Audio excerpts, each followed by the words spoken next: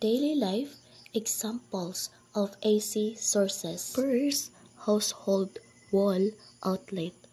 Wall outlet are the main source of AC power and home appliances gets electricity from. Example, when you plug your phone charger into the outlet, you are using AC power. Second is electric fan. Electric fan work because they are plugs into AC which makes the motor spin. Example, the fan spins when plugs into an AC outlet. Third is refrigerators.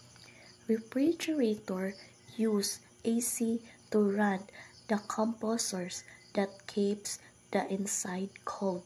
Example, the refrigerator will not cool if there is no AC power. Fourth is air conditioner or aircon. Air conditioner need AC to power the compressor and that cool the room. Example, the air conditioner works when it is plugged into an AC source. Fifth is rice cooker. Rice cooker use AC to heat the heating elements that cook the rice. Example, when you plug in the rice cooker, AC power heat it to cook rice. Last one is TV and microwave oven.